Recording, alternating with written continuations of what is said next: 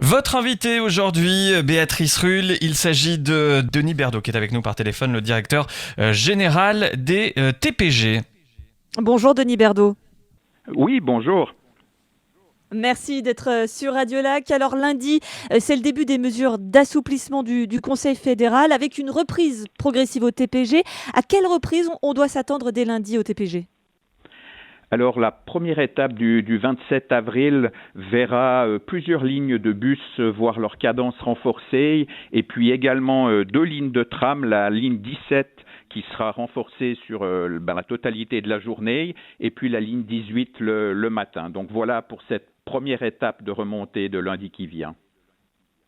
On le voit donc un retour progressif à la normale, mais on le sait tous, pour avoir emprunté les TPG, il y a quand même une grande promiscuité dans les transports publics. Comment est-ce que vous allez garantir la santé à la fois des usagers, mais aussi de vos collaborateurs ? Oui, alors c'est évidemment le premier point de préoccupation, je dirais.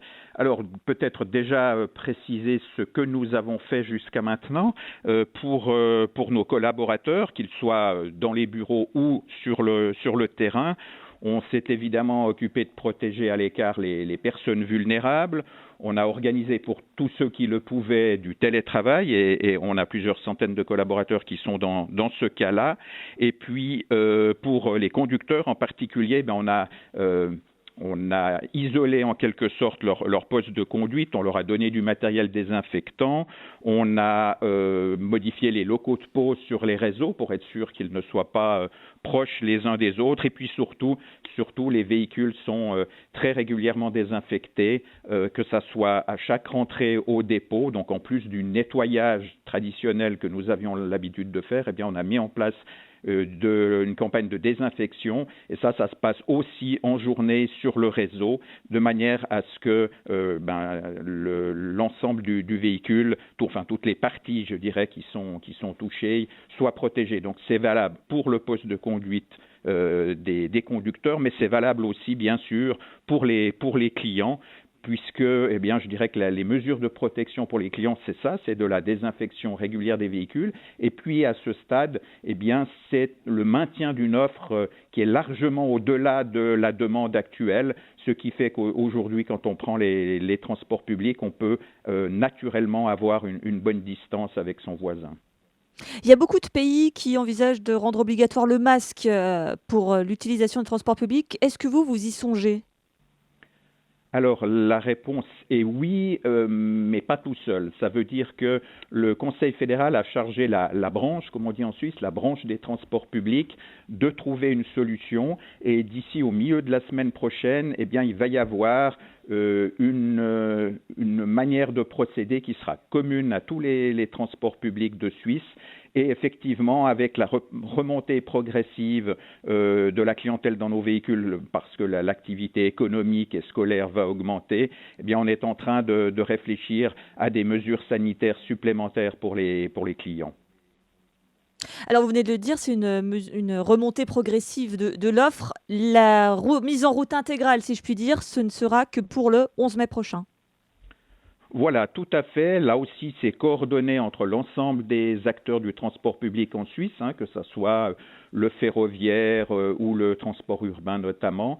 Et donc, il a été convenu effectivement que pour accompagner la deuxième vague de sortie du confinement annoncée par le Conseil fédéral le 11 mai, à cette date-là, l'ensemble des opérateurs de transport public en Suisse, dont bien sûr nous les TPG ici en région de Genève, nous allons remonter notre offre et nous serons très proches de l'offre normale que nous connaissions avant la crise. Ce qui va faire que pendant quasiment 2 mois, on n'aura pas pu jouir de l'intégralité de l'offre des TPG. Est-ce qu'il y a un dédommagement qui est prévu pour les usagers réguliers qui ont des abonnements, par exemple ? Oui, alors effectivement, l'offre a été réduite, vous avez raison de le dire. Maintenant, elle a été réduite nettement moins que la fréquentation. Donc, il y avait une véritable offre et c'est notre mission de service public. On n'avait pas le droit de nous arrêter. On a donc continué. Maintenant, effectivement, et ça, de nouveau, ça s'est décidé au niveau du pays. Il a été convenu que ceux qui n'ont pas pu pleinement utiliser leur abonnement, même si encore une fois, ils pouvaient utiliser les transports publics au quotidien, il a été convenu tenu de mesures particulières pour les abonnements généraux. Donc celui qui bénéficie d'un abonnement Uniréseau tout Genève, un abonnement annuel, il va avoir une prolongation de 15 jours. Et puis, un titulaire d'abonnement mensuel, lui, recevra un bon de 15 francs qu'il pourra faire valoir sur le renouvellement de son abonnement. Ce sont des sommes qui peut-être peuvent paraître modestes d'un côté, mais quand on en fait le total, ça représente environ 100 millions de francs au niveau suisse qui vont être donnés par les acteurs du transport public à leur clientèle. Pour terminer, s'il y a eu moins d'usagers, forcément, il y a aussi un impact financier pour les TPG sur cette période. Vous avez eu un ordre de grandeur du manque à gagner? Écoutez, oui, peut-être ce qu'on peut dire en termes de personnes transportées avant de parler de francs. Nous transportons en général un jour de semaine 800 000 personnes et nous étions ces derniers jours à 115 120 000. Donc c'est à la fois très faible puisque ça représente à peu près 15% de la fréquentation, donc 85% de baisse de fréquentation. Donc c'est très marqué. D'un autre côté, ce sont encore 120 000 personnes qui, tous les jours, ont besoin de nos services et ça justifie bien que nous ayons continué ce service. Maintenant, évidemment, notre offre n'ayant été que partiellement réduite alors que la clientèle avait beaucoup diminué, ça représente un manque à gagner important. On parle de plusieurs dizaines de millions de francs, effectivement, sur l'exercice 2020 qui est en cours. D'après nos estimations à ce stade-là, on est, vous le savez, en plein dans la crise, même si on voit le bout du tunnel, et donc c'est des chiffres qui seront à affiner prochainement. Je vais quand même vous poser la question, est-ce que déjà dans votre esprit, il faudrait une augmentation du prix des tarifs, même si on sait que c'est toujours un sujet très très sensible à Genève? Non, alors ça n'est pas d'actualité en ce moment et encore moins dans la période que nous vivons. Donc c'est un débat politique effectivement qui pourra être repris, mais ça n'est pas la manière dont nous entendons refaire nos finances après cette période difficile.